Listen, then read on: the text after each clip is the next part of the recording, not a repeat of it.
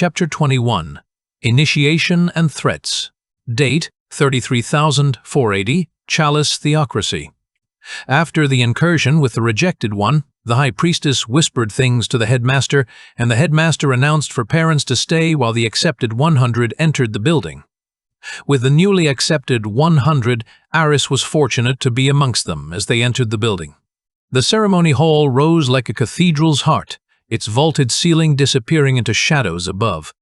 Stained glass windows cast colored light across the marble floor, depicting scenes of divine triumph and holy sacrifice.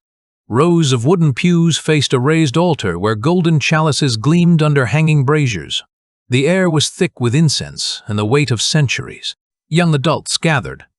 Aris noticed most of them were the same age as him. Mostly humans, halflings, fae, young adults, teenagers, a couple of sea folk from Selkwa Islands, a couple of bestial mixes he had never seen.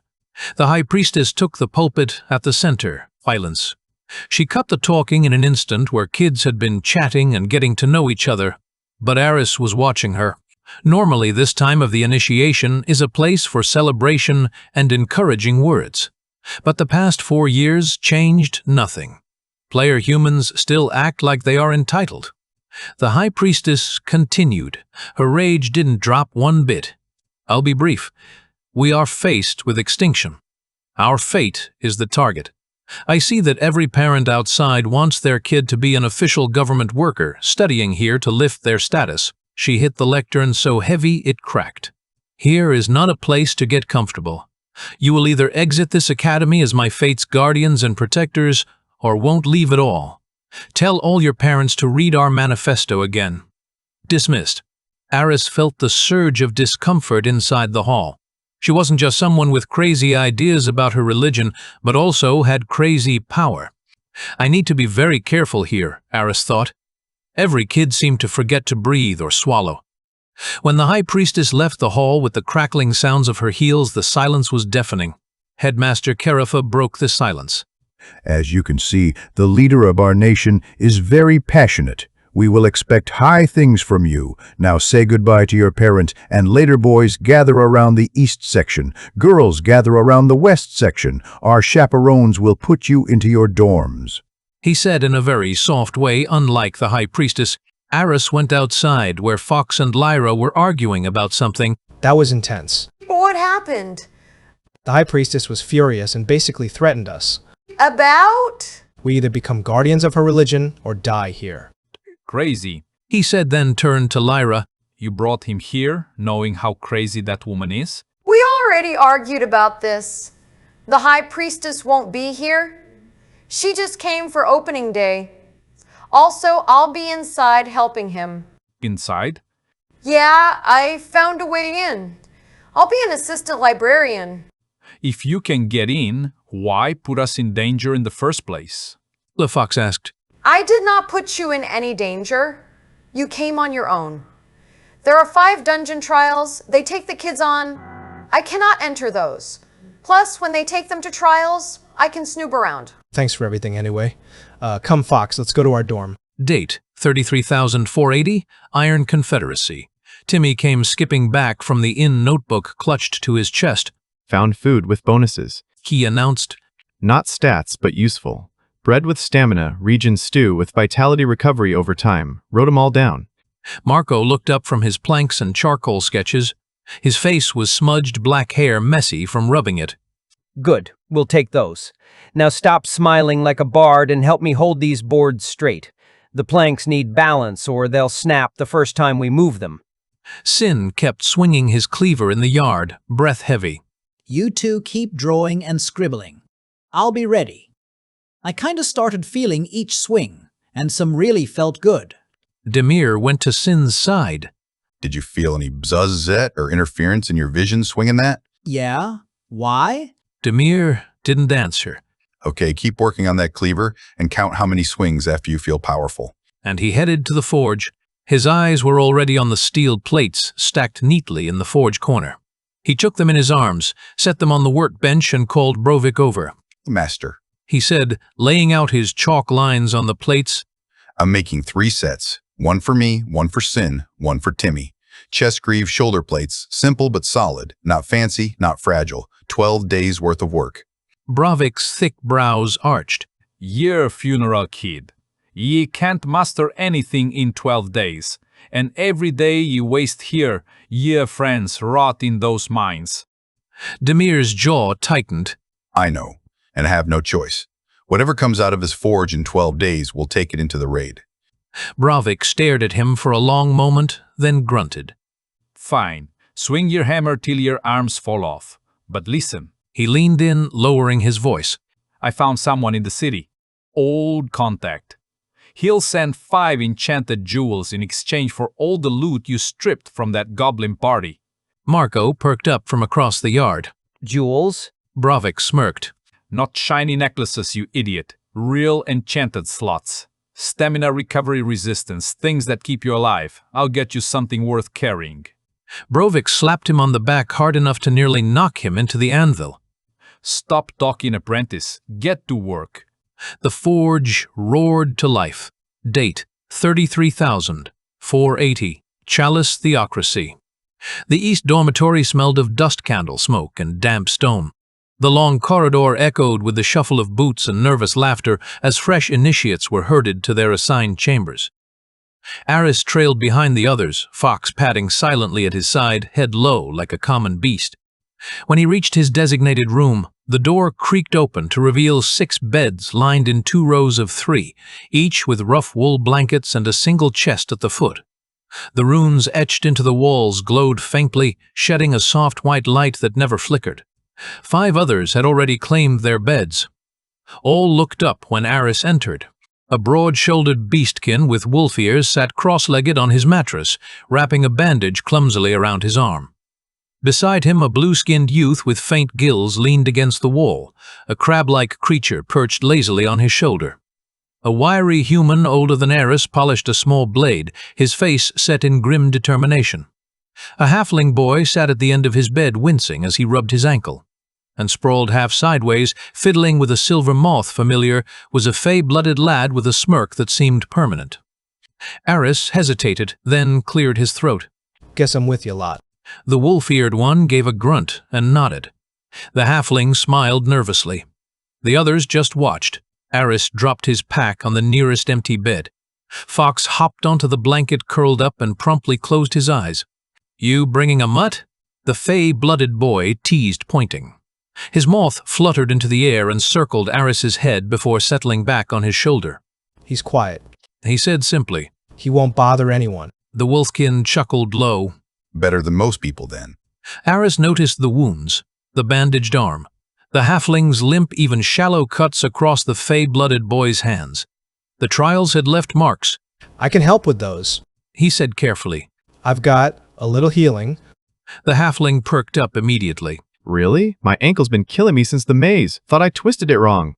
Guan or sit still, he said. He knelt, placed his palm gently over the swollen ankle, and whispered the words. Light flowed like warm water. The halfling exhaled in relief, testing his foot with a wide grin. By the chalice, that's better. Thanks. The wolfkin eyed him, then extended his arm. Do it then. I'd rather not reek of rot tomorrow. 1 minute. He closed his eyes and repeated healing touch to the air, recharging his healing touch. What happened? Don't say stamina finished after 1 heal. I can't always manifest, sorry. Aris repeated the spell. Flesh knitted, the bleeding ceased. The beastkin flexed his arm with approval, then gave Aris a curt nod. But when he turned to the older human with the scarred cheek, the boy shook his head sharply. No, leave it. It'll scar. Doesn't have to. I want it to. His eyes were like iron. It is in our interest to suffer so we remember. Pain is proof. Proof that we lived, proof that we failed. Take that away and you forget. The words hung in the air. Even the fey-blooded boy lowered his smirk for a moment. Suit yourself, he said softly, withdrawing. The seafolk lad spoke for the first time, his voice quiet but edged. Land dwellers always rushing to erase what's happened. Where I come from, scars are stories. His crab familiar clicked its claws as if to punctuate the point. The fey boy snorted. And here I thought we were here to study, not start a philosophy club. The halfling laughed nervously, rubbing the back of his neck. For a moment, silence settled. Then the wolfkin broke it. Name's Auric. I am here to be Templar. He said low and firm. He glanced around. Might as well know who will be sleeping beside. The others followed. Darrow, I am here to be priest. The halfling said brightly. Seraun. I am also here to be priest. The crabfolk muttered. Kalen, I will be Templar like my father. The scarred human offered with no warmth. Orin. I'll be scribe. Best job in Atheros. The fey-blooded boy said, moth circling again. Try not to snore, yeah? Finally, Aris gave his. Aris. What will you be aiming for, Aris? Orin asked. I don't know yet. You better figure it out soon, because after the second trial dungeon, they will send us to different trials based on our training. And courses will change as well. Kalen added. I will figure it out, I think. Fox cracked one eye open but stayed silent. The six of them sat in uneasy camaraderie, the weight of the high priestess's words still pressing down. Somewhere in the halls, the echo of boots and distant doors reminded them they were only at the beginning. Aris lay back on his bed, staring at the ceiling runes. Around him, strangers breathed in the same rhythm, all trapped together inside the chalice's gilded cage. Chapter 22, First Lessons. Date, 33,480. Chalice Theocracy. Morning bells rang out across the Ivory Gate Academy, solemn and heavy as church gongs. Aris followed the crowd of first years through the sprawling stone corridors, the air thick with incense and dust. His stomach fluttered with nerves. Yesterday had been a whirlwind of acceptance threats from the high priestess. Introductions in the dorm were uneasy. Now the true shape of the academy would begin to reveal itself. The students were split into groups, 25 to a class. Of Aris's new roommates, only Auric and Kalen were scattered into his group. The others were sent to different wings. Figures. He muttered as they were herded into a rectangular hall with high windows. Throw us all in different places. Break bonds before they form. Aris nodded but said nothing. The classroom looked nothing like he expected. There were no chalkboards, no shelves of books, no teacher's desk, just rows of benches, 25 in all each, with a desk bolted firmly to the floor. The faint hum of wards tingled at the edges of his skin. Something about the room felt more like a training pit than a place for lessons. The door slammed. Every head turned. A man strode inside, tall as a door frame, shoulders broad as a bear's. His dark hair was cropped short. A pale scar ran from ear to jaw, and though he wore no armor, a long sword hung heavy at his hip. His boots struck the stone like war drums as he came to the front. I am Templar Rothvos. He announced, his voice like iron scraping. You will not call me sir, nor masters, nor any other insult. I am Templar. Address me as such, or remain silent. Several students flinched. Rothvos's gaze swept the room like a blade, daring anyone to meet it. Your assigned teacher, priest Mayazana Silver Meadow, has been called to service. In her absence, I will deliver your first lesson.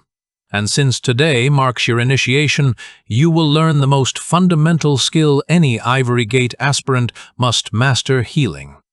A murmur spread among the class. Healing? Many expected fire spells, shield drills, or elemental basics. Silence. Rothvos barked, and the voices died instantly. He stepped to the nearest desk and kicked it. A sharp crack rang out as a small stone slid from a hidden slot beneath. He picked it up and tossed it in the air. Under each of your desks you will find one of these. A sharp stone. Your tool for today. Uneasy looks flashed between students.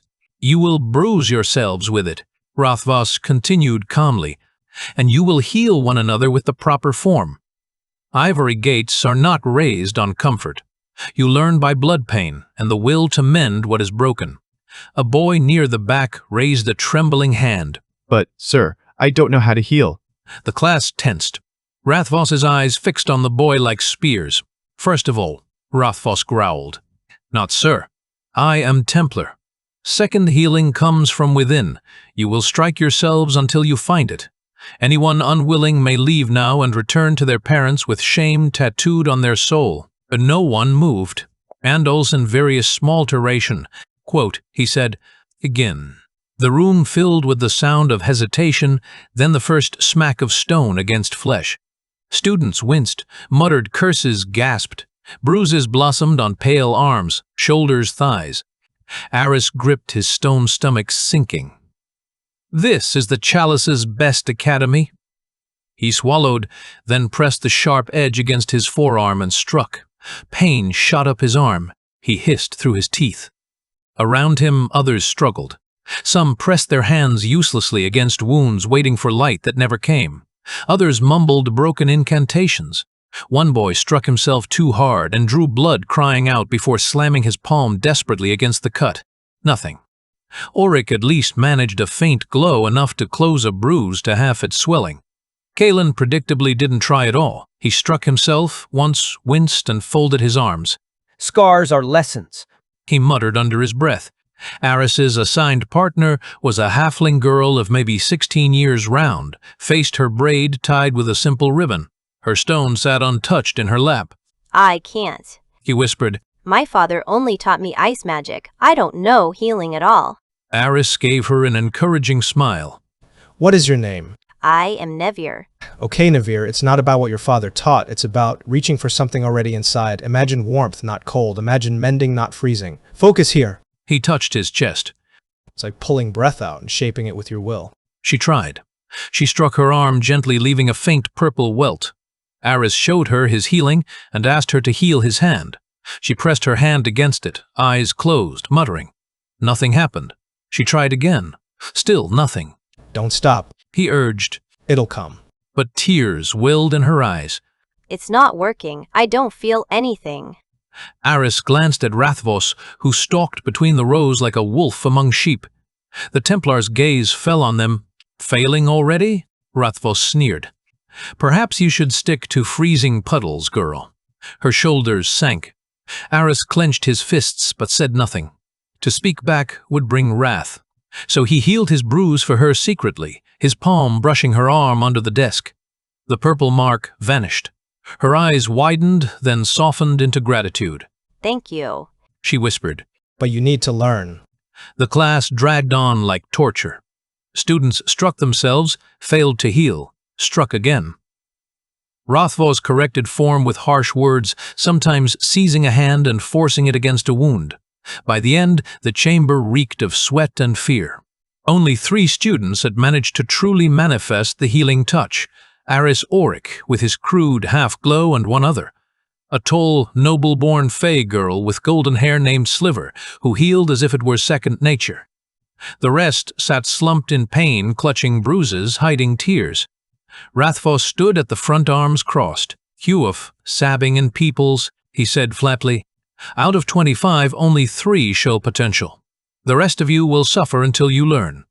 The Chalice does not need the weak. Silence hung heavy. Aris stared down at his hands, light still lingering faintly at his fingertips. This is what passes for teaching here? Break them until they yield? His stomach churned, but he knew better than to speak aloud. Rathvos's gaze swept the class one final time. Dismissed. Return tomorrow prepared to bleed again. The students seated like nailed wood. Aris looked beside his halfling partner. She kept her eyes on the floor. I'm sorry. She said softly. For what? For failing. For being weak. You're not weak. He said. This place just wants to make you believe you are. She gave him a faint smile, though her eyes were still wet. Ahead, Auric caught Aris's glance and gave him a nod of recognition. Kalen strode alone, his bruises untouched chin high. And in Aris's heart, unease grew like a shadow. This was only day 1. Who designed this, Aris thought. Either the game creator didn't bother for more than 10 minutes, or this is the scrambling of someone crazy creating their own curriculum. After class, a few circled around Aris and asked him about how he did it, and asked him to show them. While showing them and explaining, for him it doesn't always work, but when showing he gets buzz, buzz, ss. An interference passes by his eyes. He ignores it, not making a deal out of it in front of classmates. While showing them and correcting their forms, he realizes his healing touch charges down to 5. After an hour-long tutoring session, 3 out of 5 managed to create small healing, unlike Aris's. Once they learned they weren't in need of charging like Aris, but none of them ever produced the intensity of healing aura as Aris. Aris wondered, was it about the luck title, or did players have a different system now that theirs was closed down? With that in mind, he walked to the library. As Lyra mentioned, she would enter the academy as library assistant. But everywhere Aris looked, he never saw her. He picked out some books to read and study. What was the history of the academy, and what were the solo dungeon trials everyone was talking about? While studying, Fox entered the library. A fey woman barked. Familiars aren't allowed in the library unless correct permissions are taken. Aris went to the entry and talked to the fey librarian. My familiar is quite tempered and would not harm any of the books or furniture, he said, but Fox was sniffing, and the sniffing increased until, finally, That's no librarian. That's Lyra. the fey woman laughed. He got you. Aris rolled his eyes. I was here studying 2 hours. Why didn't you say anything? I tested you. Also tested my disguise. Why come here on the first day? Go mingle. Make friends. Are we here to make friends? Aris, you're stuck in this world. How are you going to survive without making friends? I don't know. But I think I had another title in class. So soon. First titles are easy to get, but first class is impressive. First class was healing, and I get this bzzz when I was helping other kids. I think I leveled it up. Okay. You study at the corner. When everyone's left, we can take a look. Aris studied until midnight, but every other detail about Ivory Gate Academy was generic history, and mentions about how deadly the trials were and how necessary they were for creating devout Chalicians for the Order. By midnight, when no one was left, they entered a small chamber with reading booths for scribes, and Lyra plugged into Aris. A screen popped up in the middle of their faces. The interface revealed his progress. He had indeed gained the Adept Healer title, progressing from his basic healing abilities. But the most intriguing discovery was his teaching experience had earned him something new. Adept Healer. I progressed through Healer and gained new bonuses, but I still have slots open to learn from that title. You should read the spell books rather than nerd out on history and religion. He is right. Study low-level magics when you are available. Ithera agreed. Chapter 23, Midnight Missions. Date, 33,480, Chalice Theocracy. Morning bells rang out across the Ivory Gate Academy for the second day. Now that he knew his classmates, he waited for Auric and Kalen. But Kalen never came out of the bathroom, and Aris and Auric walked to class. I think Kalen doesn't like us, so we should go. I'd never met a Wolfkin before. Yeah, our numbers are slim compared to other races in Chalice. We mainly live in Atlas Woods near Great Mountain Atlas. Your people religious? No. I insisted on entering when I realized I had magical potential. Our shaman said I had deeper potential than her. But you chose to be Templar.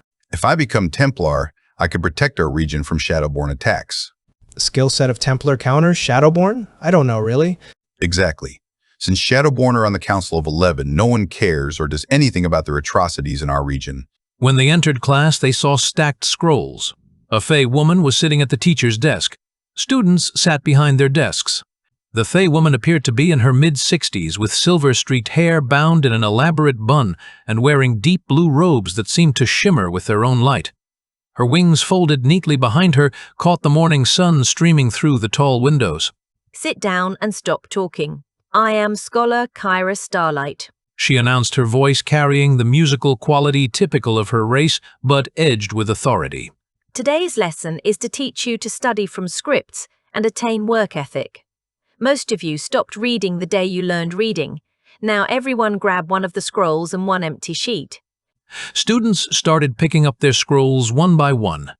After the kids sat down. For the next 30 minutes you will read this, and after that, I'm asking you to write down things you remember and what it all means. Aris was in awe at how backward the education system was in Chalice. These methods were outdated thousands of years ago when Realmforge was created, he thought. The system was so lacking this can't be how 17 to 18-year-olds should be educated. Were they doing this on purpose, or did they really lag behind because of the creators of the game? Aris took a quick glance at the assignment, and it wasn't something too complex. Still including his roommate Auric and others, they were shedding cold sweat. The essay was about how losing faith can cause droughts and other stupid made-up shit that doesn't correlate with real life, especially Aetheros, Aris thought. This is a handcrafted world, in fact a universe, and they made sure backup systems keep every inch alive other than some zones for narrative purposes.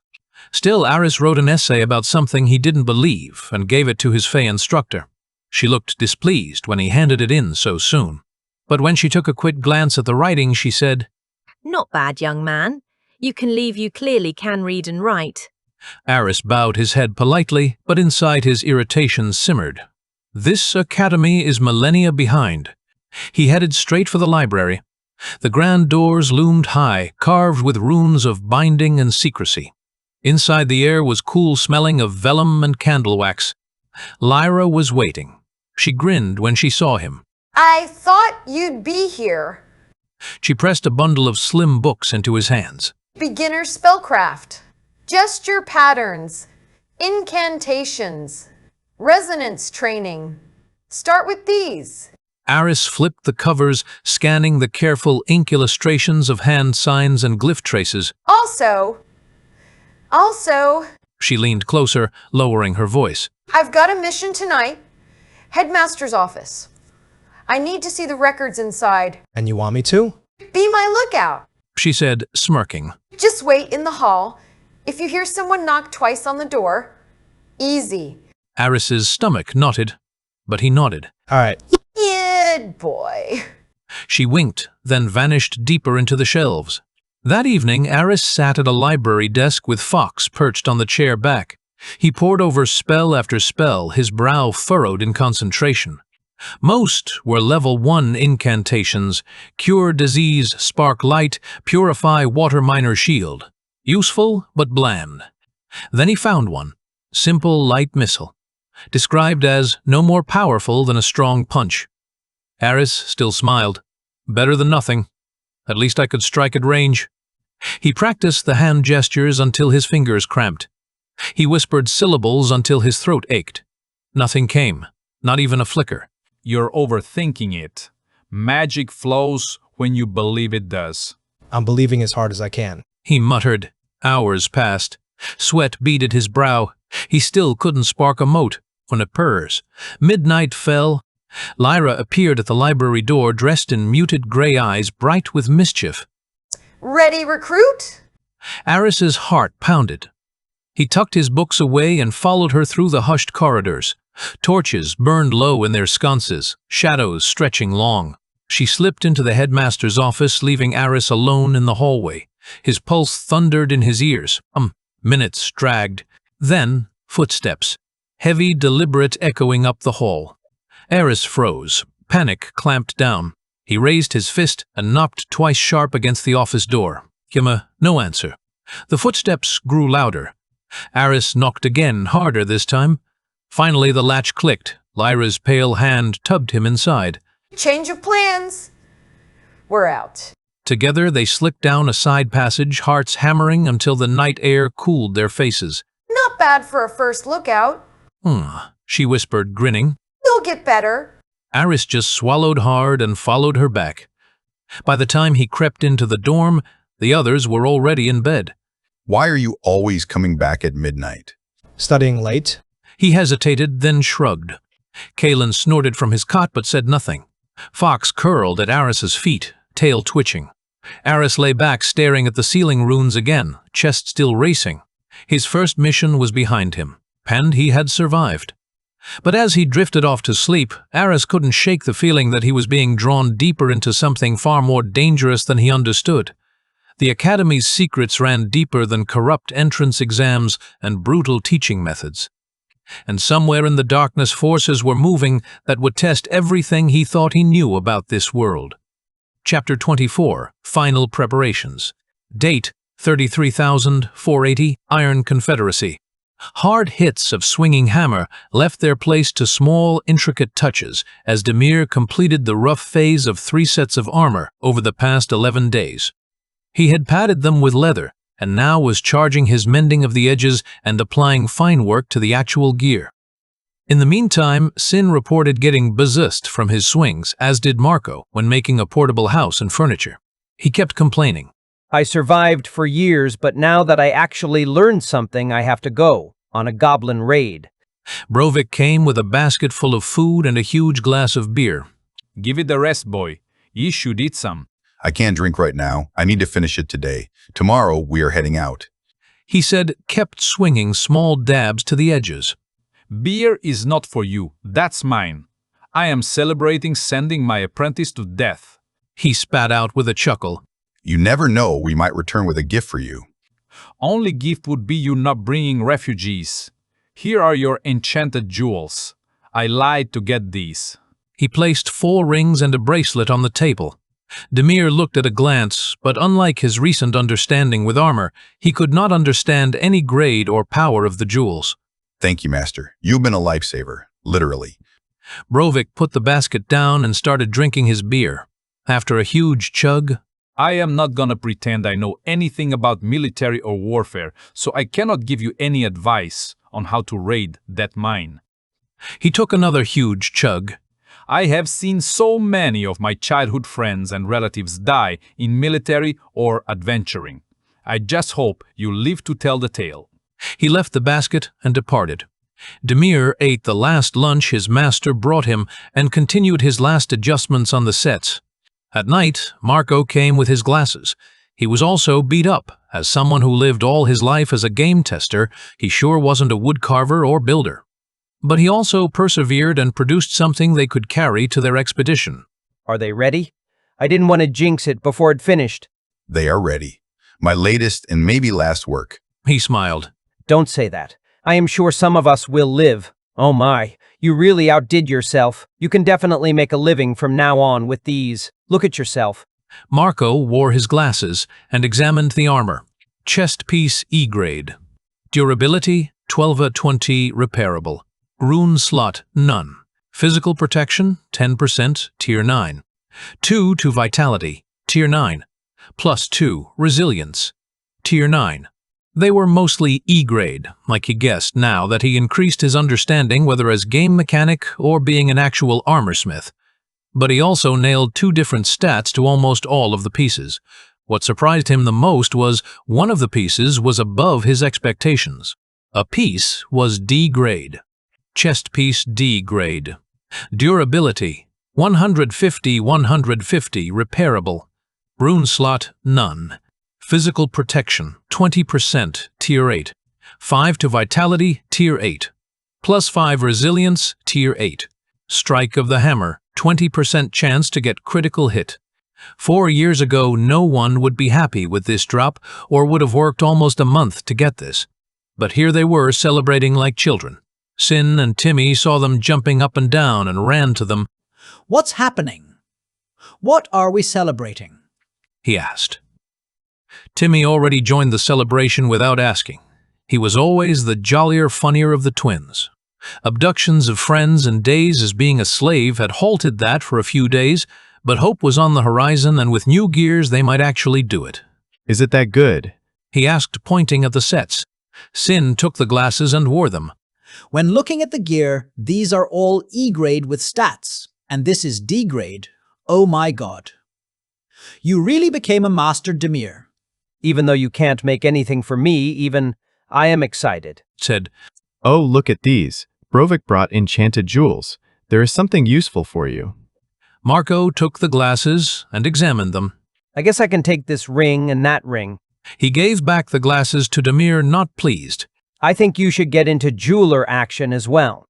I need to learn how to make weapons as well. I can't learn to be a jeweler. Demir wore the glasses and looked at the jewels. Ring of Fire, E-grade. Durability 2021 unrepairable. Rune slot none. Resistance to fire 10% tier 9. Manifest plus 10% tier 9. Ring of Wit. E-grade. Durability 1020 unrepairable. Rune slot none. Resistance to magic 10% tier 9. Insight plus 20% tier 9. Ring of Stamina, E grade, durability 1000. 20 unrepairable. Rune slot, none. Resistance to physical 10%, tier 9. Resilience plus 10%, tier 9. Ring of Wellness, E grade, durability 20 unrepairable. Rune slot, none. Resistance to physical 10%, tier 9. Vitality plus 20%, tier 9. Bracers of Wellness, E grade, durability 21 unrepairable. Rune slot, none. Resistance to physical 10%, tier 9. Vitality plus 20%, tier 9. Endurance plus 2, tier 9. Yeah, they are not the best thing, but percentage is nice. Maybe if I increase my craft, I can get percentage as well, or maybe they are jewel-locked. Yeah, I don't know either. I really should have read or watched in-depth tutorials. I was just researching specific bugs, you know? No problem. Okay now, did you guys load the planks and nails to the cart? Yes, we did. He said. Let's load up these and sleep a good sleep. We might not sleep this safe ever again. Sin sighed with frustration. Demir, thank you for giving us another chance by saving us, and now giving us a chance to save our father and friends. Don't mention it. I already lost my dear friend to this game. I don't know where he is or if he's alive. I'm not going to let my new friends, no, my new family, sit and rot when I know where they are. This time at dawn, Brovik didn't come to wake them up. Demir felt heavy separating from his master. Even though their hostility and mockery felt awful at first, Demir started to understand their point of view. Their entire existence was to entertain the players. This lack of meaning to their world impacted their living once they were liberated without any aim. The valley residents made sure to act like they mocked them with all their acting skills, but Demir saw they were pure of heart and didn't want anything to happen to them, especially his master Brovik. It is time to go, guys. Let's get ready. He woke up his friends. When they opened the door, they saw a huge basket filled with dried meat and pickles and fresh bread. Anything that could sustain them for their journey. I never knew they liked us this much. He said. Maybe they are happy that we are finally leaving. He said. Nah, they like us. When I inspected the foods for buffs, they let me try everything. Faye said. One day we will pay our debts to them, especially Brovik, but it is time to go. With these, it will probably take 3 days to get there. He said, pointing at the hunched-over cart. The cart wasn't heavier than when they carried raw ores, but the sheer length of planks made it harder to pull or steer. They started a journey that would take 3 days. As they pulled the cart down the winding path that led out of the hidden valley, Demir looked back once. Smoke rose from the forge chimneys, and he could swear he saw a familiar stocky figure standing in the doorway watching them go. Brovik raised one hand, not in farewell but in what looked like a salute. Demir touched the D-grade chest piece beneath his shirt, feeling the weight of his master's teachings in every carefully hammered curve. Whatever waited for them in those goblin mines, he would face it with steel forged by his own hands and hardened by the trials that had brought him here. The cartwheels creaked as they rolled toward an uncertain future, but for the first time since losing everything, Demir felt ready. Behind them, the dwarven valley settled into its eternal rhythm of smoke and steel. Ahead lay the unknown, and 14 lives that depended on 4 boys with crude plans and hearts full of desperate hope. Chapter 25. Lessons in Division. Date: 33,004 OT, Chalice Theocracy. Aris took his place in the applied class. The first week had passed in a haze of blood and sweat. All the things the Academy was trying were dreadful and awful beyond what naive students expected.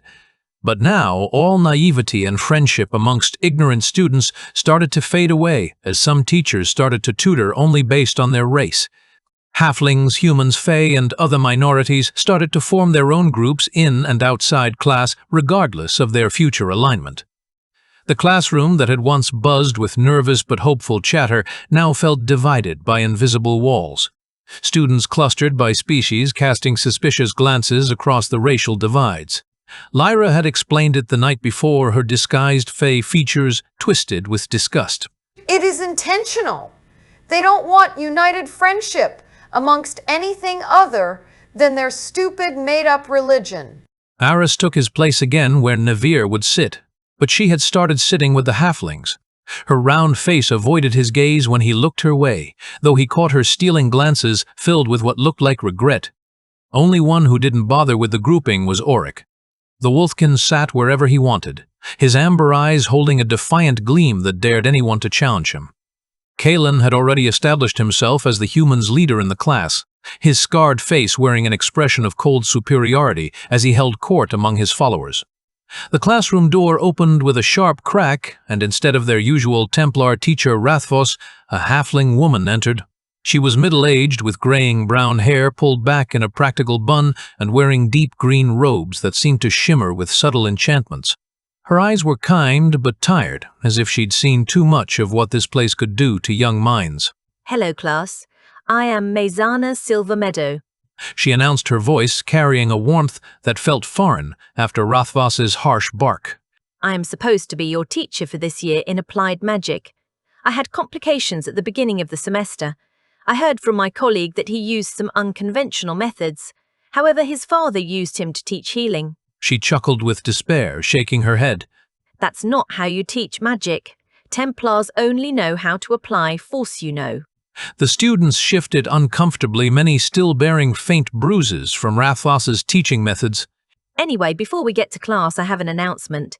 Your first dungeon trial will be held next week. In fact, I was occupied with that preparation. So you better master Healing Touch now, as it will be crucial for the first solo trial. A ripple of fear passed through the classroom. Solo trial. The words hung heavy, especially rumors of upperclassmen dwindling numbers on dungeon runs. Maizana began an actual lecture on how they should manipulate and form thoughts for creating magic, showing correct techniques and wordings. Her hands moved in precise patterns, light flowing between her fingers like liquid starlight. Aris tried to understand if this new teacher actually knew the technology behind the scenes. Some of her gestures and explanations seemed meta, as if she understood the underlying code that made this world function. But even after all the theories, only two others managed to manifest Healing Touch. A nervous human boy and one of the Fey students. Maizana went desk by desk, correcting their forms and giving advice. When she arrived at Kalen, he was arguing about learning healing. His blue eyes blazed with indignation as he crossed his scarred arms. Templars don't need healing magic, He said coldly. Pain teaches. Scars remind. But after Maizana threatened him with sending him to the headmaster, he started to try his movements, grudging and clumsy. When her lecture ended, Aris hadn't learned anything beyond what was in the books. He already knew Healing Touch. As the class was dismissing, he went to her and asked how he could progress alone with instructions from the books. He asked her to teach him Cure Disease and Light Missile. We encourage students to move forward alone, and it's good you try. Don't think your classmates are as far behind as they appear in healing. She began to manifest Cure Disease, her hands glowing with a soft green light that seemed to cleanse the very air around it. Then came Light Missile, a crackling bolt of pure energy that struck the practice target with precision. Aris got B-G interference in both demonstrations, the familiar sensation of knowledge flowing into his mind. His theory of progress was forming a shape. Progress and learning were all tied to titles for the new order of players. And unlike locals, they either had to witness the manifestation from a master or work really, really hard, he thought. He had never managed to attain anything other than titles by working hard. Aris thanked her and left the classroom alone, his mind buzzing with new possibilities. When walking in the hall toward the library, eager to test his newly acquired spells, he saw them. In academy student clothes, young people were walking in despair, bruises, cuts, and worse marking their bodies. These were upperclassmen returning from what appeared to be a dungeon run, their faces hollow with exhaustion and trauma. Blood stained their robes, some limped heavily. Others clutched bandaged arms to their chests. Their eyes held the 1,000-yard stare of those who had seen too much death. One of the Fey students couldn't walk anymore and fell to the floor, her gossamer wings torn and bloody. Her silver hair was matted with dirt and something darker. Templar Rathvos saw the line had broken and barked. Hasten. This is not how you become leaders of the Chalice theocracy. Aris knew none of the students had any intention of helping. The racial divisions ran too deep now, and fear of association with weakness was stronger than compassion. He rushed over to her and applied his healing touch. A big green healing aura started to mend her open wounds and close the gashes across her arms and face. The Fey upperclassman looked up at him with eyes like broken glass. Thank you. I am so beaten I can't even heal myself. I am Aris. Are you returning from a dungeon trial? I am L'Oreal Frostblossom. She whispered, glancing around nervously. Aris, if you have anywhere to go, run from this place. Gary? He acted like he couldn't hear clearly. Never mind. Her voice was barely audible. Yes, we were on a dungeon run. We lost another 29 friends this time. We're down to 60 or 61 students in a year. The number hit Aris like a physical blow. 40 students dead in 1 year. Are they that hard? You have no idea. Demons! I tell you, these teachers are demons, and that woman is the devil. She was weeping now, tears cutting tracks through the grime on her cheeks. Rothvoss saw the interaction, fell back, and caught her arm, raising her to her feet with rough hands. Aris left the upperclassmen parade and finally saw his classmates watching with shocked eyes. The racial divisions seemed momentarily forgotten in the face of such obvious suffering. Galen said, Weak. As he passed by. Aris squeezed his fists, anger flaring hot in his chest, but saw Fox nodding no from the shadows. He calmed himself and with Fox walked to the library. What the hell do you think you are doing? He asked once they were alone. What do you mean? This school is full of priests, and if they wanted to help those kids, they would have done it already. They're clearly trying to teach something or eliminate them. But... No buts. You always keep rushing to help anyone. Isn't that what Lyra said? Keep your head down. Do your assignment.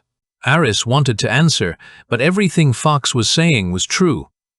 The school, this world, wasn't normal, and he couldn't act like a normal person from outside. Aris wouldn't want to admit it, but he had to change. And not for the better.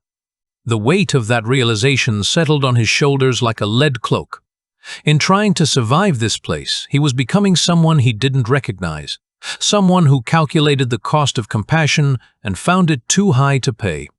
But as he walked toward the library, passing portraits of academy graduates who had gone on to positions of power throughout the theocracy, Aris began to understand the true horror of this place.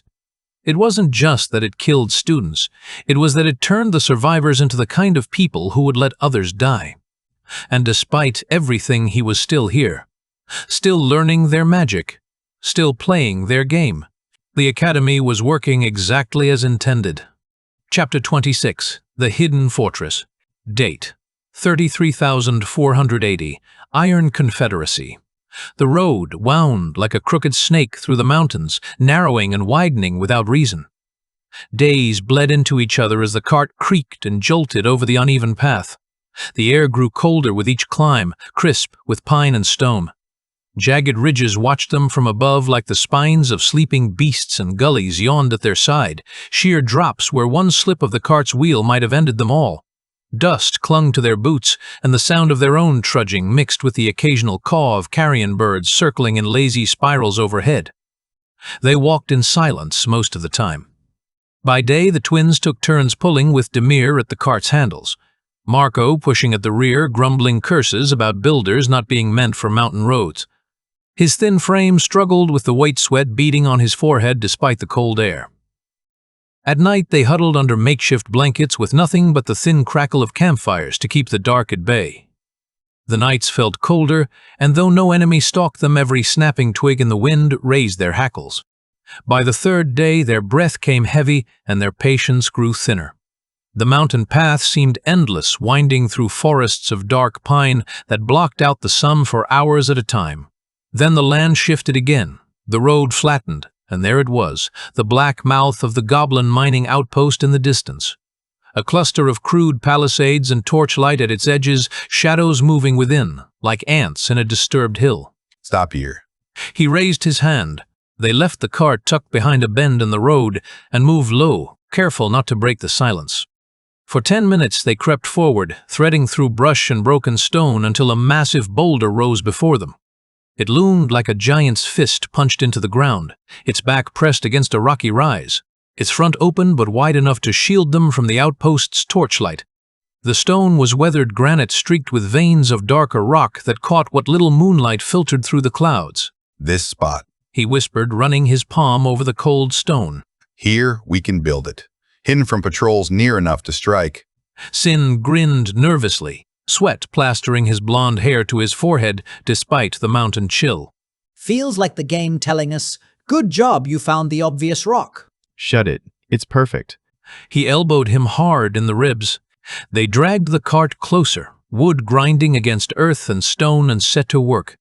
Marco unfolded the first of his planks, hands stained with resin and sawdust from the valley days. His glasses caught the faint starlight as he squinted at his rough sketches. Keep the frame steady. Lock pins here, no sin, not that one. The twins hammered with more enthusiasm than finesse, their young faces set with determination. But the walls began to rise plank by plank, nail by nail. By twilight, their shed stood squatting behind the rock, a crooked little house born of desperation and hope. The structure was barely 8 feet by 10, with a slanted roof and walls that didn't quite meet at perfect angles, but it was solid enough. Inside, Timmy scattered blankets and dried herbs. He'd taken from the valley, their earthy scent mixing with the sharp smell of fresh-cut wood. Sin dragged in makeshift chairs, stools, even broken casks to make it livable. One by one, the buffs stacked as Marco's glasses revealed the growing power. House comfort, 9. 10% to all attributes. Buff duration, 70 minutes after leaving. They stared at the floating text as though it were gold. For a moment in that dim little shed with sparks of firelight bouncing across steel armor and rough wooden walls, it felt like they'd carved a small fortress out of nothing. Demir leaned against the wall helm under his arm, his face serious in the flickering light. 3 days. We thin them out first, hit and run. We don't give them a chance to rally. Marco nodded, adjusting his glasses with hands still trembling from exhaustion. Take out the patrols. Sentinels first. Every couple hour we return here to replenish our buffs. Exactly. Then we rest buff again, he said. His hammer-calloused hand tightened around his chest piece, feeling the weight of responsibility settling on his shoulders like his armor. When they're weak enough, we strike for real. That night they tested the plan. The forest whispered around them as they moved, moonlight streaking through branches like silver arrows. Each wore Demir's new armor, steel glinting faintly in the darkness, leather padding muffling their steps. The buffs hummed in their blood like liquid fire. Their lungs felt wider, their muscles sharper, their minds alert. Even Sin, normally clumsy with excitement, seemed steadier with each step his cleaver held with newfound confidence. Ahead, a crooked watchtower squatted at the edge of the mine road. It was little more than a platform on stilts built from scavenged wood and held together with rope and iron nails. A torch burned low in a crude bracket, casting dancing shadows across the ground. 2 goblins slouched at its base, half asleep with spears in hand. Their chatter was sloppy grunts, words mangled beyond sense, but their meaning was clear boredom, complaints about the cold wishes to be elsewhere. Demir crouched, raising 2 fingers. The twins mirrored him instantly, their young faces set with grim purpose. Marco behind them swallowed his nerves and readied his spells, blue light already beginning to gather around his fingertips. We take them fast. He whispered, his breath forming small clouds in the cold air. Sin left Timmy right. I'll block if they scream. Marco, cover us. They moved like shadows given form. Sin darted first, cleaver raised high. The buff made him faster than the goblin expected. His strike split crude leather armor, biting deep into green flesh with a wet sound that seemed to echo in the still night. Timmy followed his short sword, plunging through the other's neck before its torch could be raised in alarm. Both goblins crumpled without a cry, their blood dark against the moonlit ground. Sin stood frozen for a breath, chest heaving, staring at the blood slicking his blade. The reality of what they were doing, what they had to do, hit him like a physical blow. Then Timmy grabbed his arm. Don't look. Move. They dragged the bodies into the brush, the corpses heavier than expected. Demir searched them quickly, crude daggers with nicked edges, a pouch of copper coins, nothing else worth keeping. Still, every scrap counted in their desperate situation. After they felt their quickness and sharpness decrease dramatically, the buff's warm energy fading from their limbs like water draining from a broken cup. Demir stopped them with a raised hand. I think the buff is wearing off. Let's get back and wait. I wish we could see a timer. They headed back, drank water from their precious supply, and celebrated their small victory. But the celebration was brief and quiet. They couldn't afford to attract attention. Soon they returned and went further into goblin territory. Deeper along the slope, more torchlight flickered between the trees. Another pair patrolled a narrow trail that wound around an outcropping of stone. This time Marco loosed first, the ice arrow punching clean into a goblin's throat with a sound like breaking glass. The creature's eyes went wide with shock and pain before it toppled backward. The other spun shrieking in surprise, but Demir was already on it. His old sword crashed down, denting skull and ending the cry together in one brutal motion. The four of them crouched in the shadows, hearts pounding like war drums, waiting to see if the scream had been heard. But the night remained still except for the distant sounds of the mining operation picks striking stone, the creak of wooden supports, the occasional shout of overseers. Sin whispered, his voice tight with adrenaline. This is working. We're stronger, faster. Demir pressed a hand to his chest plate, feeling the buff thrum under steel like a second heartbeat. I'm just glad we have mechanics to defeat them and take our lives back. By midnight, they had cleared 4 more sentries, always dragging the corpses into the brush, always moving back to their shed to breathe and reset their buffs. Their armor bore scratches from branches and goblin claws their hands, new blisters from gripping weapons, but the plan held together like their makeshift fortress. When they finally stumbled back inside, exhaustion tugging at every limb, the shed felt warmer than ever. Comfort level still gleamed at +9 firelight, licking across the steel armor stacked neatly by the wall like a promise of safety. Sin collapsed onto a stool cleaver leaning against his shoulder, his young face aged by what he'd seen and done. Dumb bastards didn't even notice. Half their watch was gone. Timmy smirked, wiping goblin blood from his cheek with the back of his hand. Fodder, just fodder. Be glad they are maximum 15 levels. If they were orcs, UGHH. I don't want to even imagine. Not all orcs are high level, right, Marco? He asked, looking to their resident expert. No. Each zone has modifiers limiting them, giving them random but capped levels. But even though goblins don't have high-level zones, they have something no other race possesses. What is it? He asked, leaning forward with interest. Numbers. They are vermin of this planet. They are coded with low IQ, low stats, but high birth rate. It kind of explains this massive uncontrolled expansion after the game restraints were removed.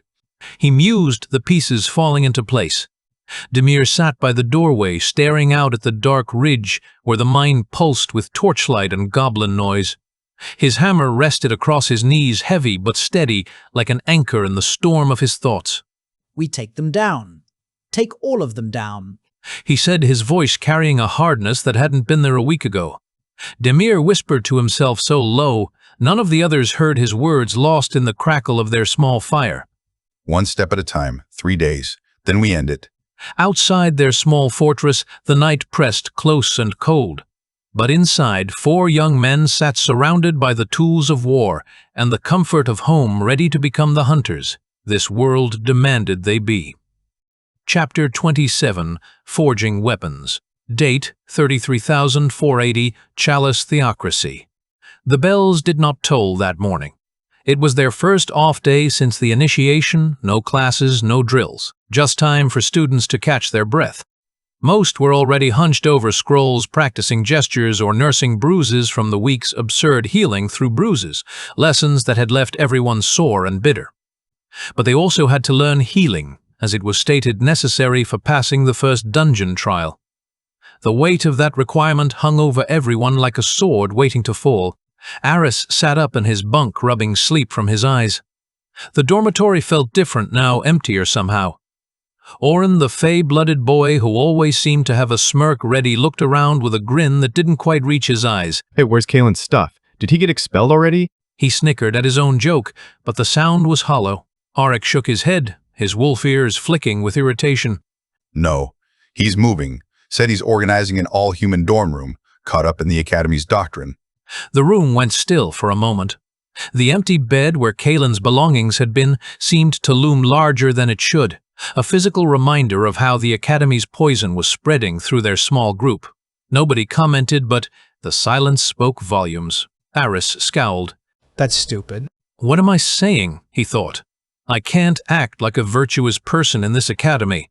Nobody disagreed, but their expressions showed they understood the same harsh reality he was grappling with. He dressed quickly, slipping his satchel over his shoulder, and whistled for Fox. Together they stepped out into the chill air, following the path that curved around the academy walls toward where the tended gardens gave way to wild forest. The morning mist clung to the ground like ghostly fingers, and the air smelled of dew and pine needles. Fox patted at his side tail, flicking with nervous energy. So, what was that Lara whispered to you last night, when you were looking at your stats? Aris hesitated, then muttered. She gave me a real spy job for the first solo dungeon trial. Spy job? She wants me to snoop around the dungeon during the trial, really examine everything and look for things that don't belong, patterns that seem artificial, anything that might reveal the Academy's true purposes. Fox gave him a side glance, amber eyes reflecting worry. Aris shrugged, though the weight of responsibility pressed on his shoulders like a lead cloak. But the upperclassmen, they were coming back from the fourth dungeon. If they can reach that far, the first should be easy for us, right? Easy, he scoffed. That's what they all say. They reached the forest edge where sunlight broke in dappled shafts through tall pines. The earth smelled damp and raw, rich with the scent of decomposing leaves and growing things. Aris found a clearing surrounded by ancient oaks and set down his satchel. All right, he muttered, flexing his fingers and feeling the new knowledge Maizana had shown him settling into his mind like pieces of a puzzle. Let's try this.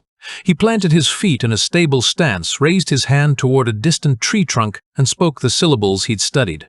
His fist glowed faintly with gathering energy, then fizzled out like a candle in the wind. Nothing. He tried again, focusing harder, pouring his will into the spell. On the fifth attempt, a burst of light streaked forward. It struck a nearby tree trunk with the force of a punch, splintering bark and leaving a smoking crater in the wood. Aris grinned, sweat beading on his forehead from the effort. Finally. He kept at it for over an hour, but the pattern remained consistent. One strike in 5 manifested properly, the rest faltered into sparks and disappointment. By the end, his arm trembled with fatigue. He felt drained. Accuracy is garbage. Fox muttered, watching another missile go wide and strike a boulder instead of the intended target. You'd better not rely on that unless your enemy politely stands still. Aris sat back on his heels, panting. It's something. More than I had before. He turned to the second spell. Cure a disease. He frowned, looking around the healthy forest. Fox flicked his tail thoughtfully. Find distressed trees. Fungi rot pest-struck leaves. Healing isn't just for flesh. It took them half an hour of searching before they found a massive oak whose bark sagged with black rot, the disease eating away at the ancient wood like a cancer. Mushrooms sprouted from the infected areas, and the smell of decay was thick in the air. Aris pressed his hand to the diseased bark and whispered the words, feeling the magic flow through him differently than his healing touch, deeper, more thorough. A faint green glow seeped from his palm, spreading across the infected bark like liquid light.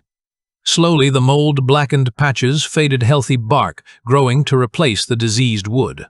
Green sap began to flow again, and the tree straightened as if taking its first clean breath in years. The ancient oak's leaves rustled in what sounded almost like gratitude. Aris exhaled, feeling the satisfaction of magic well used.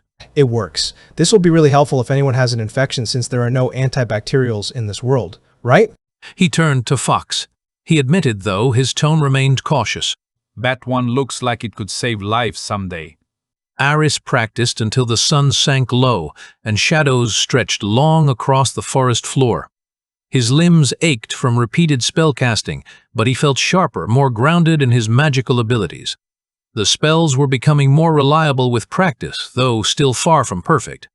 At last he gathered his things and returned to the academy as the evening bells began to ring. Night had already fallen by the time he reached the dormitory, the stone corridors lit by flickering torches that cast dancing shadows on the walls. Shouts echoed down the corridor, angry voices raised in conflict. When he entered the common area, chaos filled the space. One of the beast blood boys, a lizardkin with scaled arms and intelligent reptilian eyes, was locked in a brutal brawl with a human student. The human boy's face was twisted with racial hatred as he swung wild punches. Fists connected with sickening sounds. Furniture crashed to the floor and other students pressed against the walls in fear. Before Aris could intervene, 3 more human boys rushed in to drag the lizardkin down, their faces flushed with mob mentality. They kicked and punched with vicious enthusiasm, their attacks coordinated like a pack of wolves. Stop it. He shouted, pushing forward through the crowd. He caught a wild fist across his cheek for his trouble stars bursting in his vision, but he pressed on. He yanked at sleeves, shoved shoulders, trying desperately to pull them apart. Auric had already leapt into the fray, his wolfkin strength allowing him to bodily lift one of the attackers and hurl him aside. But the numbers were against them. The humans beat the lizardkin, bloody, shouting racial slurs that made Aris's stomach turn with disgust. Then the door slammed open with a sound like thunder. A pair of teachers stormed in their robes, flaring dramatically, voices sharp with authority that cut through the violence like blades. That's enough. The boys froze, bloodied fists still raised, caught like children, with their hands in the cookie jar. Agitators will be removed. One teacher barked, his face stern but his eyes calculating. But when they reached to seize the humans, the boys snarled, standing their ground with defiant expressions. The lead human pointed at the lizardkin, who was curled on the floor, blood streaming from his nose and mouth.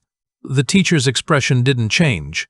Lied, he said coldly, as if this was exactly what he'd expected. Then have it your way. All of you back to your rooms, now. The humans slunk back, supporting their injured friend, glaring at the lizardkin who groaned on the floor.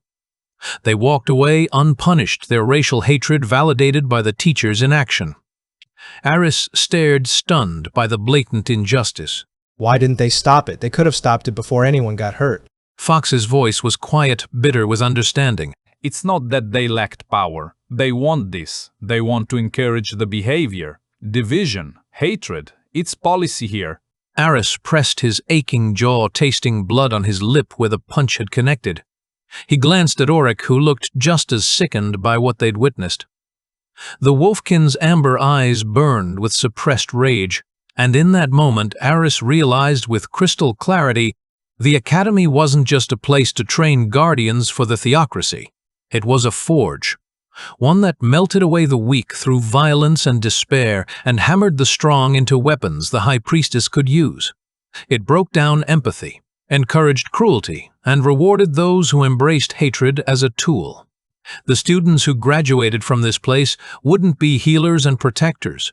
They'd be enforcers of a system that thrived on division and fear. And despite everything he'd learned, despite all the warning signs, he was still here, still learning their magic, still playing their game.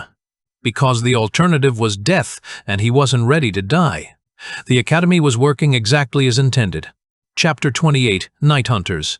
Date, 33,480, Iron Confederacy. Last night they were victory drunk and exhausted, so they didn't look at the gear they had looted from the goblins. The adrenaline of their first successful raids had carried them through the night, but now in the cold light of morning reality settled in with the weight of their stolen weapons. They slept in that small shack, bodies pressed together for warmth, and spent the day scouting to see if the goblins had noticed anything or were making any moves toward them. The mining operation continued its steady rhythm, the distant sound of picks striking stone, the creak of wooden supports, the occasional bark of overseers. But no search parties emerged, no patrols deviated from their usual routes. The goblins seemed oblivious to their losses. In the afternoon, Timmy made a meal for them from their dwindling supplies, preparing them for tonight's attack. The dried meat and hard bread from the Dwarven Valley tasted like hope and home, a reminder of what they were fighting to return to. Marco inspected the items they had taken from the sentinels, his glasses catching the fading sunlight as he examined each piece. Only one sword was better than Demir's worn-out blade, a crude but serviceable weapon with a slightly sharper edge and better balance. Demir swapped his old sword for it, running his fingers along the nicked but functional steel. It's not that much better still, F grade, but at least the slashing damage bonus is nice. He said, adjusting his spectacles. Yeah, it's hard to say goodbye to Morden's sword, but until I can learn to make one myself, I have to use this, I guess. He replied, testing the weapon's weight. The blade felt foreign in his hands after years with his old sword, but he could already sense the slight improvement in its cutting power. The second night came cold, the kind of cold that gnawed into joints and whispered doubts into the back of every mind. Breath puffed white from Demir's lips as he tightened the straps on his chest piece, the leather and steel creaking softly in the darkness. His hands were stiff from the mountain air, but inside the buff thrummed warm, the steady heartbeat of their comfort shed, lending him the illusion of sharper muscles and steadier lungs. Marco readied his spell's blue light, already gathering around his fingertips like captured starlight, but Demir instructed them to avoid excessive noise until they were swarmed. So Marco was only on watch, unlike yesterday when his ice arrows had announced their presence. We see that we can take them down, so I want you to always look around. If anyone sends anything, we can't react to create a shield. He suggested, his voice barely above a whisper. Timmy slid his spear free with a whisper of steel against leather. His eyes glinted fierce in the faint starlight, though his fingers trembled when he brushed his blonde hair back from his face. Ready. Sin flexed his grip on the cleaver, the weapon that had become an extension of his arm over these bloody nights. He tried to look steady, but Demir could see the tension in his shoulders. If we keep thinning them, 3 knights will break their patrols. They won't know what hit them. Demir nodded, though inside the weight of leadership pressed heavy on his chest like a stone. Stay sharp. We strike only when it's safe. We vanish before they can react. They slipped from the shed, the boulder behind them, fading into the dark like a protective guardian. The forest was a skeleton of black branches under a pale moon, every shadow potentially hiding enemies. Owls hooted in the distance, and every twig crunch echoed too loud in the still air. But the buffs steadied their legs, let them move quieter and quicker, as if the world itself gave them a sliver of grace. The first target was easy. 2 goblins trudging down the mine path with crude spears and slouched backs, their conversation, a mixture of grunts and complaints about the cold. Demir raised his fist, signaling halt. Timmy crouched beside him, eyes narrowed as he studied their prey. They're barely awake. He whispered, noting how one goblin kept stumbling over his own feet. Good. He murmured. Sin take left again, Timmy right, Marco keep cover. They flowed forward like hunters, their movements coordinated by nights of practice and desperation. Sin swung his cleaver in a brutal arc, catching the first goblin across the ribs with a wet crunch that seemed to echo in the still air. Timmy stabbed fast and true, the other's torch toppling into the dirt with a hiss of extinguished flame. Neither goblin had time to cry out their lives, ending in shocked silence. Bodies dragged into the underbrush, weapons tossed aside, and the night swallowed the evidence of their violence whole. But the second target was different. Further up the slope, torchlight bobbed erratically between the trees. 4 goblins shuffled together, carrying bundles of ore on their backs, their movements slow and labored. These were miners returning late from their shifts, their chatter clumsy with exhaustion. One kept coughing, a harsh sound that carried too far in the still air. Still 4 was more than they had handled at once before. Sin swallowed hard, adrenaline making his voice tight. We can take them. Buff is worn off. We should return. He said, feeling the familiar drain as their enhanced abilities faded. No too much time wasted. We can take them. He insisted, his young face set with determination. Demir shook his head. Not face to face. We scatter them first. His eyes flicked to the torch. 1 goblin carried lazily, flames sputtering in the cold air. Timmy Stone, knock it down. Timmy Bent lifted a fist-sized rock and hurled it with surprising force. The torch tumbled into the brush, sparks bursting into a sudden flare that caught the dry undergrowth. The goblins squealed in panic, dropping their bundles to stomp at the flames, their backs turned to the hidden attackers. Now, he hissed. They rushed from the shadows like death itself. Marco's ice bolt drove into the neck of the distracted torchbearer, sending it sprawling with a gurgle of shock and pain. Sin cleaved another's spine while it clawed desperately at the spreading fire, his blade biting deep through crude leather and green flesh. Timmy lunged at the third steel, crunching through ribs with a sound like breaking kindling. The fourth goblin turned to flee, its eyes wide with terror. But Demir was faster. His new sword smashed into its leg, sending it tumbling to the ground. He finished it with a brutal strike to the skull, his heart thundering in his chest as blood splattered across his armor. They stood panting in the smoky brush, the smell of charred pine thick around them and the metallic scent of blood heavy in their nostrils. Timmy wiped his spear on the grass, his hands surprisingly steady. See? Dumb fodder. Panic at fire like animals. Still almost loud enough to wake their whole camp. He muttered, glancing nervously downslope toward the mine. Next time, quieter. Demir only nodded, dragging one of the bodies deeper into shadow. His arms shook faintly from the sword's impact, the violence taking its toll on his body and soul. Killing never got lighter, never became easier, no matter how necessary it was. They pressed deeper into goblin territory, moving with the careful patience of predators. Another pair of goblins lounged at a crude wooden tower overlooking the main road, a watchtower that was more scaffold than fortification, built from scavenged planks and held together with rope and rusted nails. Demir crouched low behind a fallen log. If they see us, we're done. Marco ready a spell. Timmy Sin climb after I give the signal. Marco took aim, exhaling slowly to steady his hands. The ice spell flew true, striking the torch and sending it tumbling from its perch, plunging the post into darkness. Confused grunts erupted above as the goblins fumbled in the sudden blackness. The twins didn't wait. They scrambled up the crude ladder armor, clinking faintly but masked by goblins squabbling and curses.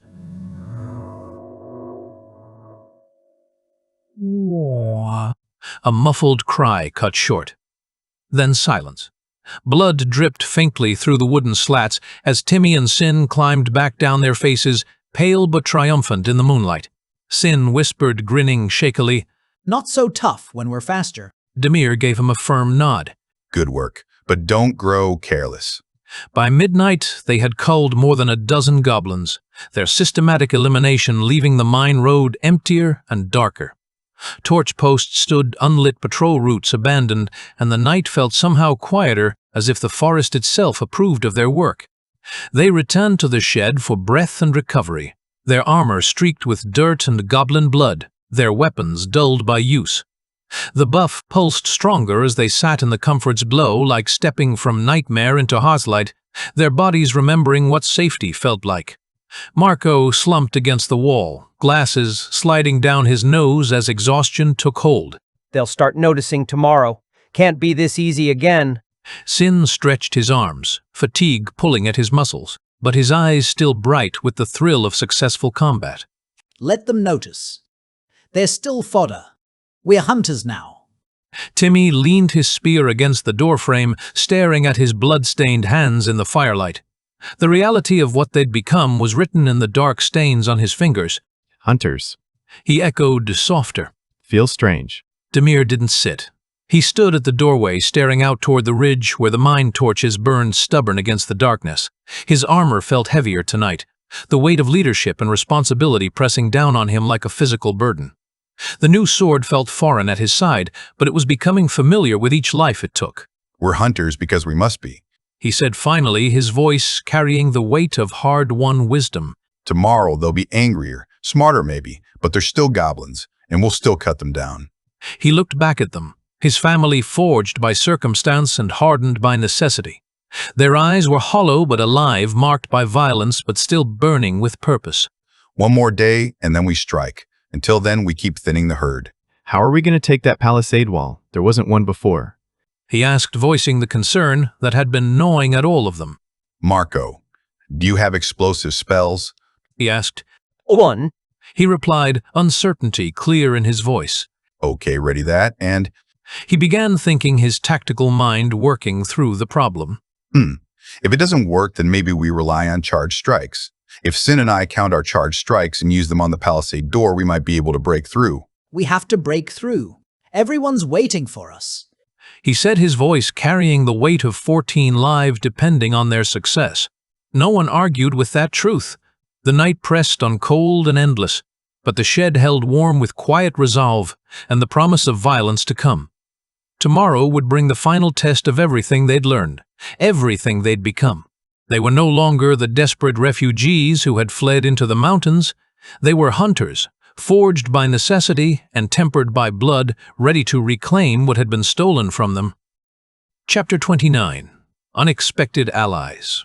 Date: 33,480 Iron Confederacy. The third morning dawned gray and brittle, the mountain air sharp with the promise of winter. The usual silence beyond the goblin palisade was shattered. Not the guttural gargling of goblins, but steel on steel. The clash of men's voices shouting in unison like a military unit executing precise maneuvers.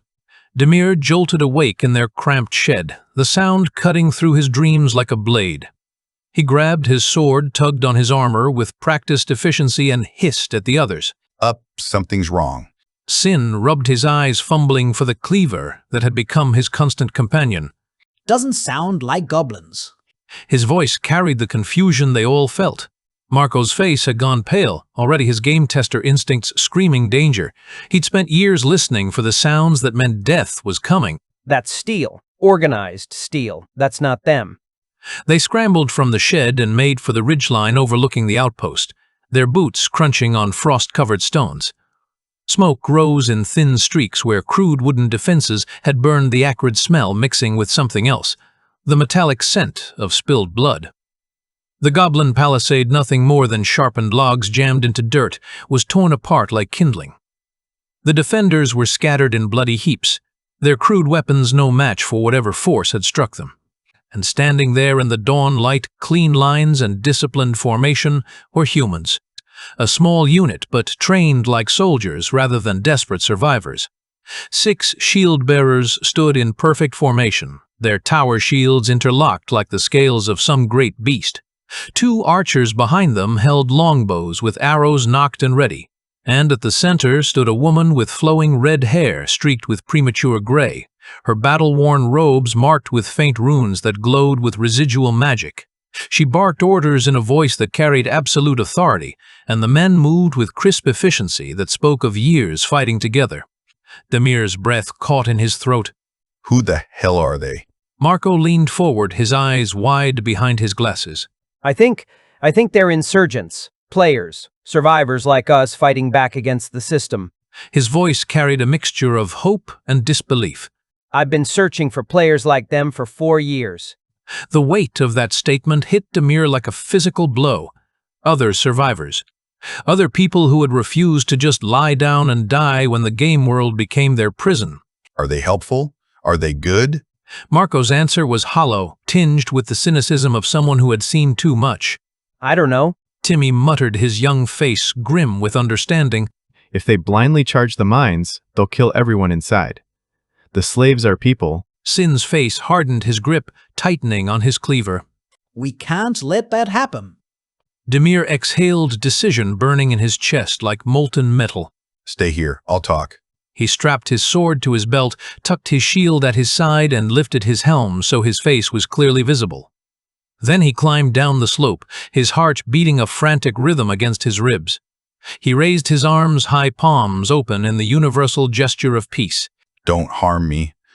He shouted, his voice cracking the morning air. I am not a goblin, obviously. The humans stiffened like a bowstring drawn taut. The archers raised their bows, arrows aimed at his chest.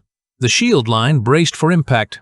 Then the red-haired woman lifted her hand in a sharp gesture. Stop right there.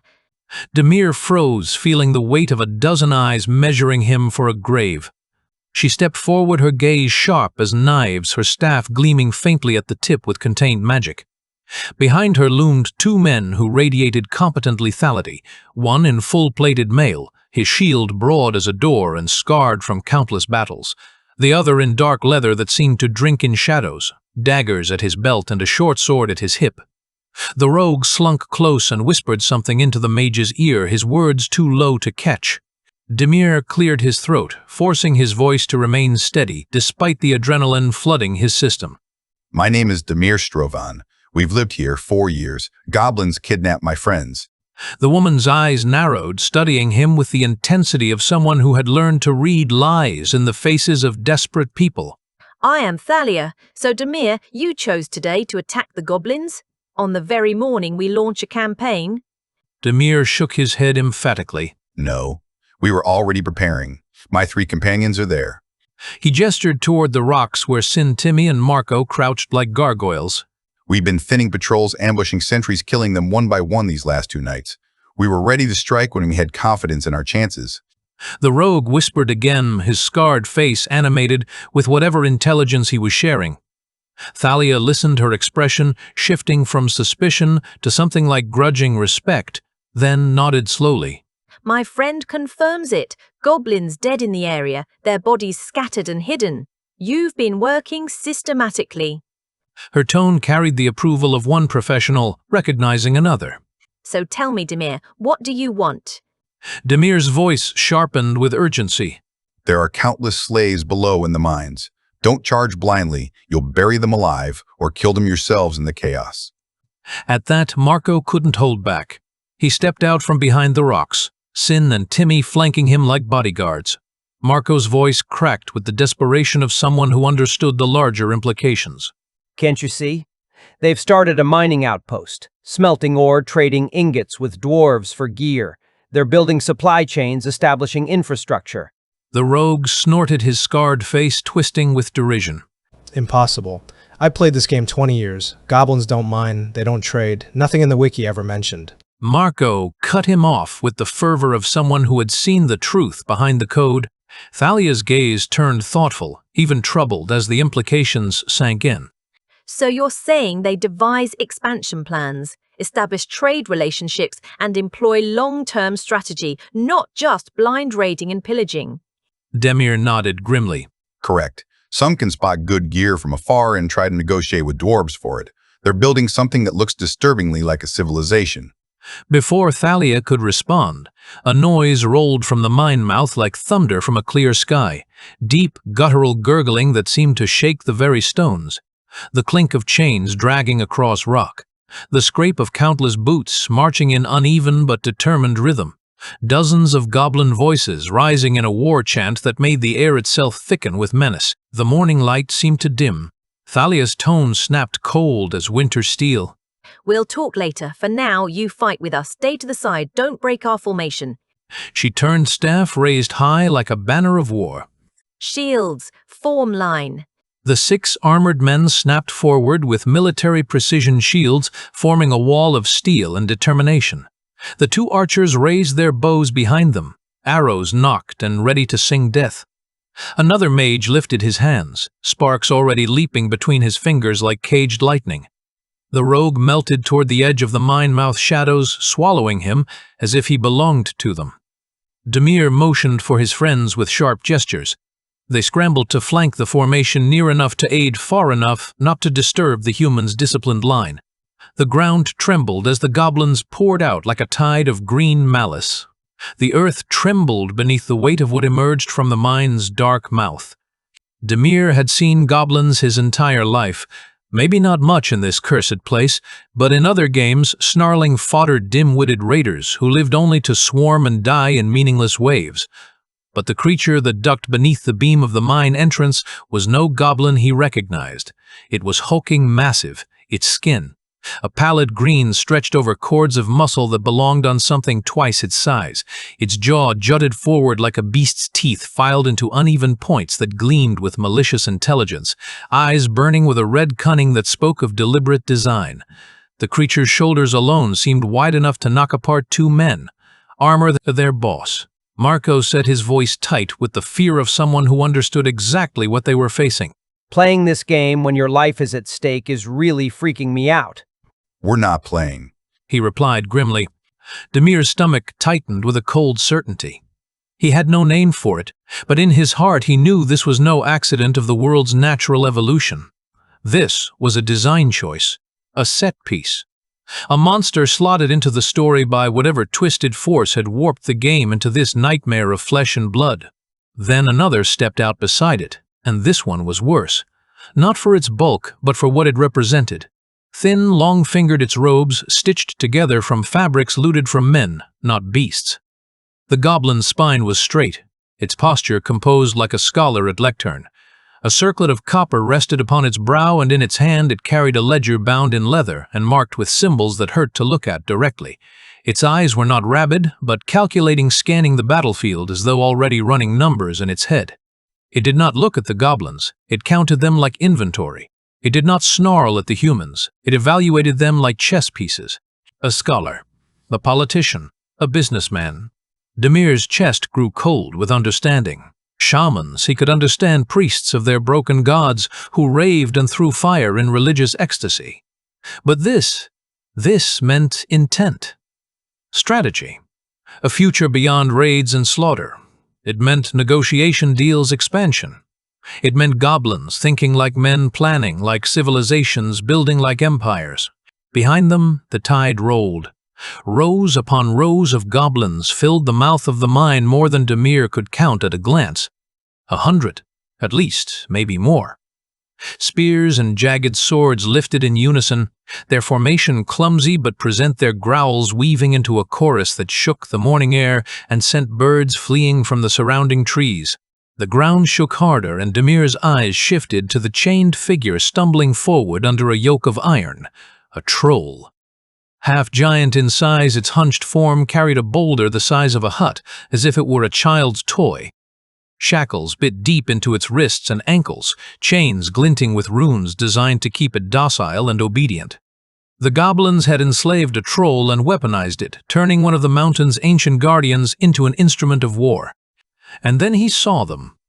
Humans, elves, fey, shackled, beaten barefoot, herded out like cattle to trail behind the goblin army.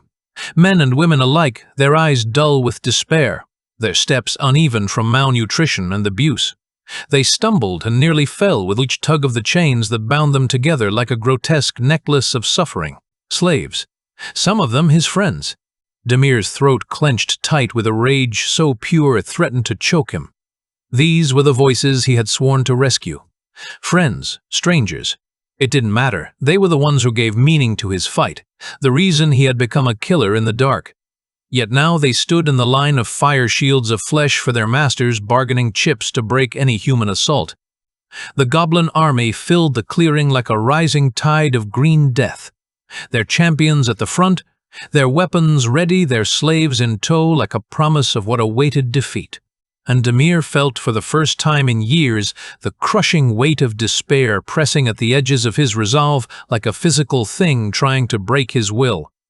But he gripped his sword tighter, felt the familiar weight of his armor, and remembered the shed behind him where 3 young men waited for his signal. They had come too far to fail now. Chapter 30. The Scholar's Gambit. Date 33,480, Iron Confederacy.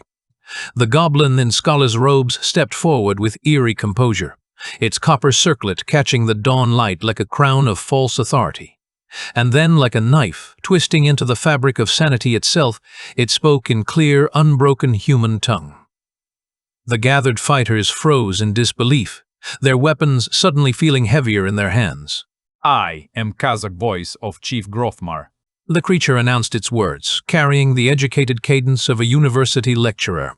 You see before you, not raiders, but a people awakening to their destiny. We expand not by chaos, but by purpose. This outpost is but the first stone in a wall of progress that will span continents. We trade peacefully with the dwarfs, exchange ore for tools for bread and prosperity. We are a society now, not beasts driven by base instinct, and we seek only recognition of our rightful place in this world. Demir felt bile rise in his throat like acid. The creature's reasonable tone made its words somehow more obscene than any snarl or roar. Bullshit. Bullshit. His voice cut the air sharp and raw with fury. You enslave anyone you can catch. Look behind you. Those are not workers. They're my friends. Kazakh's eyes gleamed coldly like chips of black ice. The world of Etheros is too dangerous for lone wanderers and pitiful bands of survivors. Under our protection, they find food purpose safety from the countless predators that stalk these lands. Look! He gestured with one long-fingered hand toward the massive troll. Our guardian ensures their well-being. The troll shifted its massive bulk, chains rattling like thunder as it hefted the boulder that could crush dozens of people with a single release. The slope behind it led straight to the row of shackled slaves, their faces pale with terror as they understood their position as human shields. Thalia's face darkened like a storm cloud. Enough. We don't parley with goblins. You have no bargaining power we cannot take from you by force. The hulking goblin boss, Chief Grothmar, bellowed a war cry that seemed to shake the very mountains, drawing a slab-like blade from its back. The weapon was longer than Demir was tall, its black iron edges chipped from countless battles, but no less deadly for wear. The goblin horde roared in unison, their voices creating a wall of sound that made the air itself vibrate with menace. Demir leaned close to his companions, his voice low but fierce with determination. Cover me. I've got the troll. That boulder is death waiting to happen to everyone we came here to save. He strapped on his dented shield, feeling the familiar weight settle against his forearm, and drew the F-grade sword he'd claimed just yesterday. The steel felt tested in his hands, showing enough promise to risk everything on. Marco, when the chaos starts, blast there. Don't hold back. Use every scrap of mana or whatever they use in this game. I don't care if you collapse from exhaustion afterward. Marco swallowed hard, already flexing his hands like a nervous conjurer preparing for the performance of his life. Blue light began to gather around his fingertips. Sin, Timmy, you're my cover. Hold their lines for as long as you can. Give me the opening I need, and I'll shove that rock away from the slaves. After that, He met each of their eyes in turn. we fight as long as breath's in our bodies. Sin grinned wolfishly, his cleaver catching the morning light. Timmy just tightened his grip on his spear, determination written in every line of his young face. The signal was given. The field erupted into chaos. Marco's hands flared with orange light, his teeth gritted against the strain of channeling more power than he'd ever attempted. The fireball he conjured was raw, unstable crackling with barely contained energy. It streaked across the air with a shriek that hurt to hear, slamming into the far corner of the cave mouth. The blast shattered stone and spewed smoke into the ranks of goblins, scattering their front line into screaming chaos. Hold good. He barked. Sin and Timmy charged first, their blonde heads lowered like battering rams, cleavers flashing in the morning light. They hit the goblins like wild dogs unleashed, cutting down the first snarling pair before the creatures could even raise their jagged swords.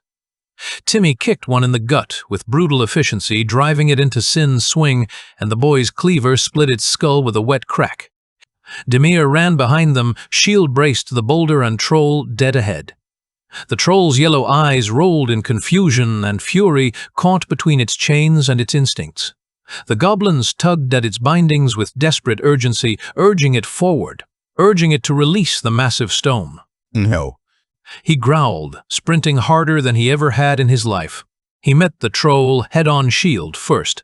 The impact rattled his bones and sent shock waves through his entire body. The sheer size of the monster dwarfed him, making him feel like a child attacking a giant. But he shoved with every ounce of strength his buffed muscles could provide. The troll staggered back a step, the boulder shifting precariously on its massive shoulders.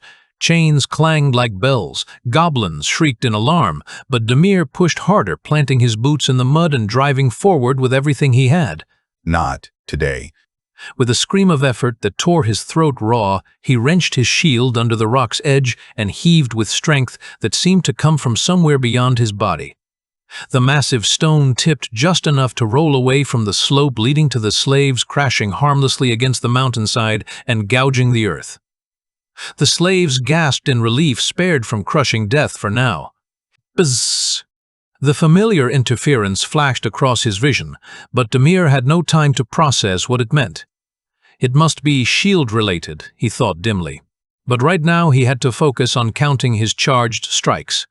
19 remaining, he told himself.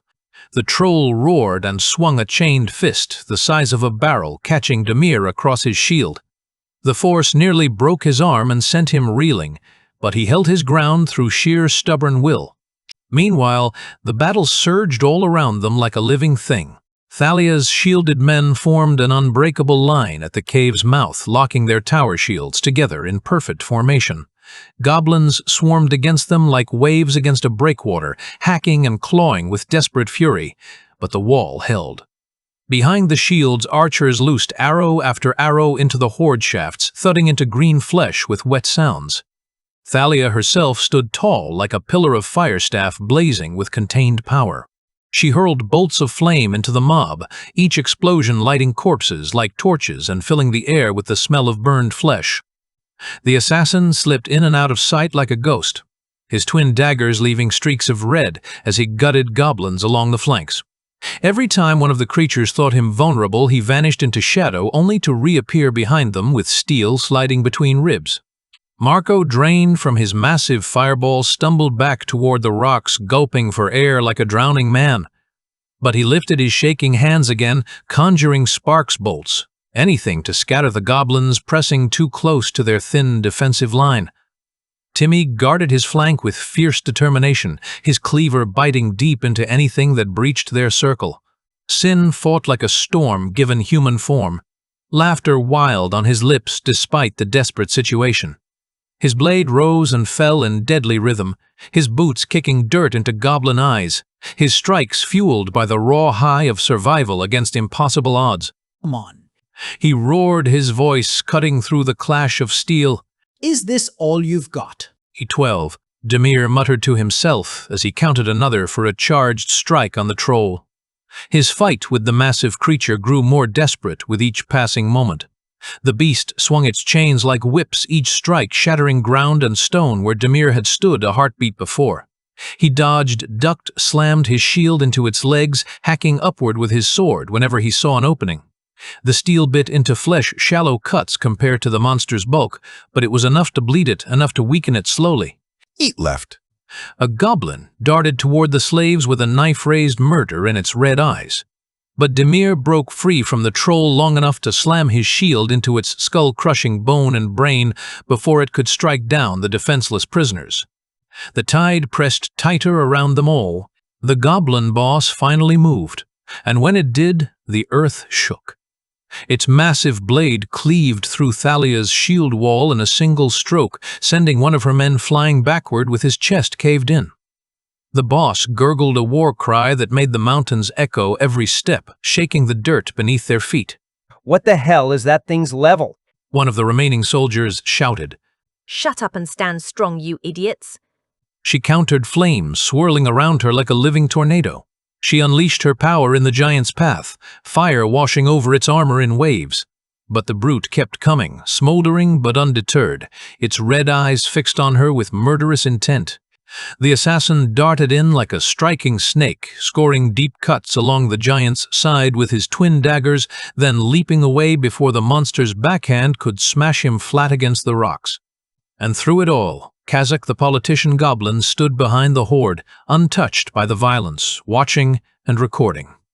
His lips moved silently, already plotting the next move in whatever grand strategy his twisted mind was weaving. 2 left. He gasped, his shield arm throbbing with pain, his sword arm burning with exhaustion. 1 left. The troll's blows were slower, now its wounds dripping dark blood that pooled in the dirt. He was feeling the charge building, now power flowing through his muscles like liquid lightning. He ducked a massive swing and rammed his shield into the creature's gut, then slashed upward with his charged strike into its throat. The steel bit deep power exploding through flesh and bone. The troll gurgled and fell, dragging chains and broken stone with it as it crashed to the earth. Demir stood panting over the corpse, exhausted but victorious. The slaves flinched as the massive body crashed near them, but they were alive. Demir had bought them that much, and maybe that would be enough. By the time the troll hit the ground with a sound like thunder, the battlefield was a ruin of corpses, fire and blood. The goblin tide was broken, most cut down by human steel and magical fire. Only the leaders remained standing among the carnage. Demir staggered into the center of the killing field, shield-cracked sword, dripping with troll blood, still trying to catch his breath.